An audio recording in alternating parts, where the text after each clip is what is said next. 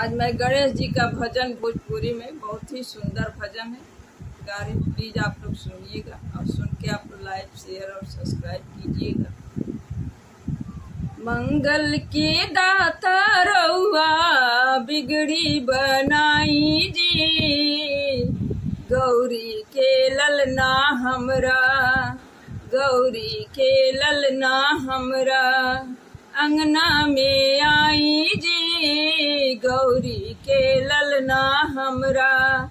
अंगना में आई जी, गौरी के ललना हमरा।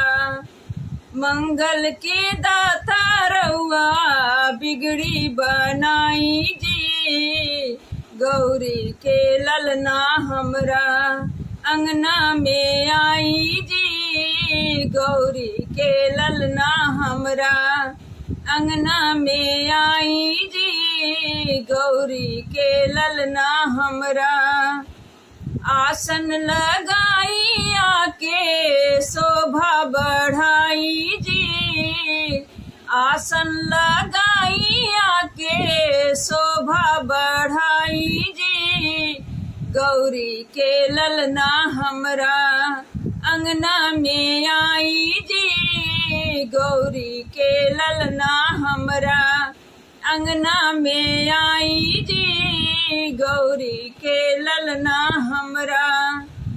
मंगल के दाता रौरा बिगड़ी बनाई जी, गौरी के ललना हमरा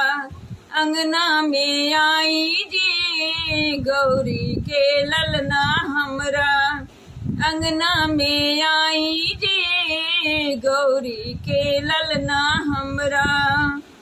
सब देवता में रौरा पहिले पूजैली जी, सब देवता में रौरा पहिले पूजाइले, भगतन की रट सुन के देर ना लगाइले, भगतन की रट सुन के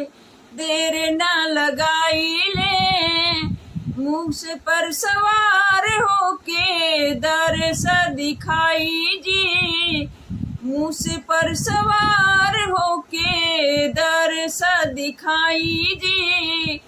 गौरी के ललना हमरा अंगना में आई जी, गौरी के ललना हमरा अंगना में आई जी, गौरी के ललना हमरा। मंगल के दाता रउआ बिगड़ी बनाई जी, मंगल के दाता रउआ बिगड़ी बनाई जी, गौरी के ललना हमरा अंगना में आई जी, गौरी के ललना हमरा अंगना में आई जी। जहाँ रौरा जाई अन धन बरसेला, सिद्धि होला काज सब विघ्न कटेला, सिद्धि होला कार्य सब विघ्न कटेला। जहाँ रौरा जाई अन धन बरसेला, सिद्ध होला काज सब विघ्न कटेला, सिद्ध होला कार्य सब विघ्न कटेला। शुभ लाभ रिद्धि सिद्धि घसंघ मिलाई जी, शुभ लाभ रिद्धि सिद्धि संघ मिलाई जी, गौरी के ललना हमरा अंगना में आई जी, गौरी के ललना हमरा अंगना में आई जी, गौरी के ललना हमरा। मंगल के दाता रउआ बिगड़ी बनाई जी, मंगल के दाता रउआ बिगड़ी बनाई जी, गौरी के ललना हमरा